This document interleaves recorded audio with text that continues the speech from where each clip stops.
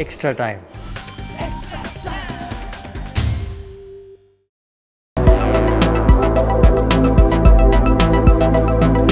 Mishti Kotha, Bengal's newest test of sweets.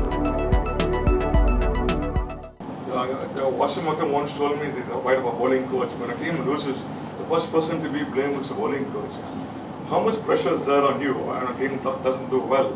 And how you handle the pressure and how you handle the boys after a game is lost? How do you handle them? I mean, how you cheer them up? How you do that? You forget what's the plan like? No, it's simple. You have set the process, measure up to, you have set the standards. Why don't we just measure up as to how far we have executed what we have set up? So if you have not executed, we look at areas as to why we have not executed and look into doing that properly. So when you have a process set, so that takes away the pressure from you. When you do not have a process, then it's pressure. You're confused and that's adding pressure to you. When you have an absolute process set, your entire energy would go into executing the processes that you set. That takes the pressure off you. Kuldeep and Chahal, before the World Cup and even during the World Cup, they were considered a potent combination and were doing so well for India. Since then, they haven't played together. In terms of both of them together, what's the team management's view and has the team shelved the idea as of now? See, we were looking at an ideal combination which lends absolute balance to the team. Also, there was an option where we could use Jadeja as an all-rounder. So that really helped us. And yes, there may be occasions when there is conducive conditions that both can be playing together. But we'll have to look at the overall balance before we decide the team. Speaking of fast bowling resources alone, is there an embarrassment of riches on this selection headache going to the whole T20s? Because even Mohammad Shami is into this squad now. You said the right thing. The more number of bowlers do well, I think it augurs well for us. So it gives you a varied pool of bowlers to choose from. Also, what we would be seeing is the conditions.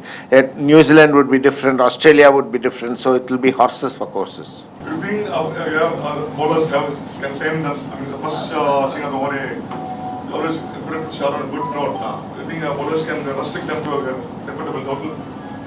Definitely, I think yes. The last two out of three games we have won where the bowling has also done pretty well. So I'm sure we have the bowling to restrict them. But saying that, West Indies also an extremely competitive side, and we really have to. But every time, as I said earlier, when they come after you, the batsmen will come after you.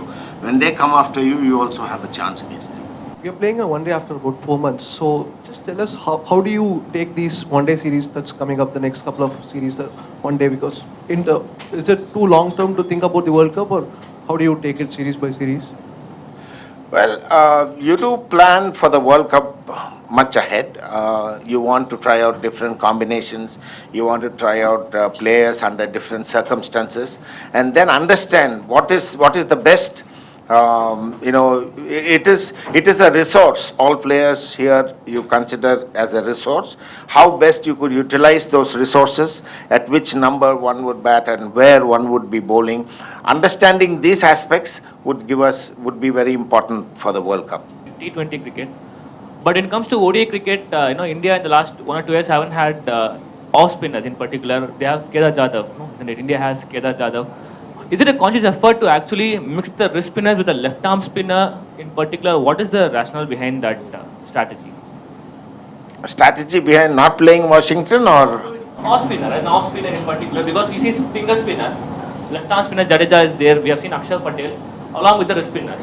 But off spinners India are playing in T20, but no, why not in ODI? See, as it is, if you look at Jadeja, you have a ready-made all-rounder for us.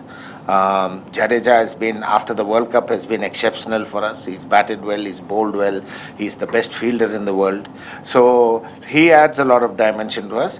And I'm sure Washington in due course would stake his claim for the one-day team as well, because every time given an opportunity, he's done exceptionally well with the ball. And I can tell you that he's more than a capable bat. He started off as a batsman. So, and every time he's been given an opportunity, he's played a cameo. And I'm sure in the future, he would be somebody who you would be considering for the one-day scenario as well. When it comes to choosing the spinners, Kohli recently said that the batting ability is also something that's taken into consideration. Is that still a factor? Because I mean, you spoke about choosing the right balance, but is that also counting against Kuldeep and Chahal, or what is it that is it just batting? Is that a factor? Yeah, if you can bat, especially in a one-day game and T20 cricket, at least you should be exceptional in two skills, be it either fielding or batting, or fielding or bowling and batting. So yes, if they can bat, that would be an additional. It gives you a different dimension to choose from. So it lends a lot more balance to the team. But as it is, if you look at Kuldeep and Chahal, both can be match winners on their day. So when you look at match winners, you tend to forego the other aspect of their skill. They can win you matches just by one skill alone. Because the day-night game, you will be a factor. I mean, so will the toss be vital? I mean, in case you win the toss, you'd like to ball first. See, I think these are uncontrollables. Due is something which is there for both the teams, so we are not overtly worried about that. Shivam Dube has been now the all-rounder for the team, and he also bowled, and in Bangladesh he bowled the 4 overs as part of a 5-bowler strategy, and even in the decider in Bombay he did fairly well. We know a lot about his big hitting abilities, so how do you assess him as a bowler? He is an exciting prospect, and I think he's gaining in confidence from every game. Even if you look the way he came back after he bowled the first over against the West Indies, I think that was creditable for Virat to show faith in him after the first over, and also him bowling a pretty good spell after that. And I'm sure he's an exciting talent for us, and as he gains in confidence, he would become a good all-rounder. So what on Deepak Chahar, please? In the sense like he has since in Bhumi's absence he has come and done well as well, and then how do you see his contribution as a new bowler?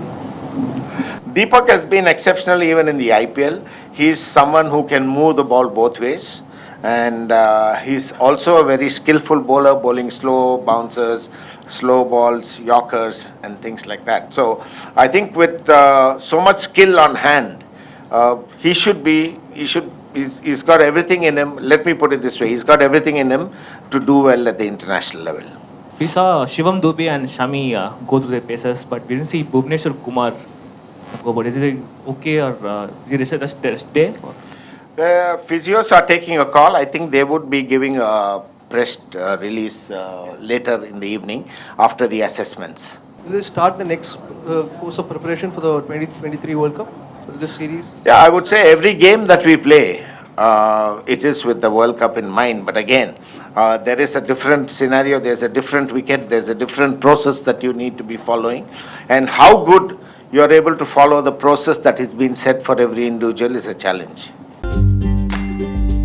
Hit the subscribe option and the bell icon to get all the exclusive sports videos on Extra Time.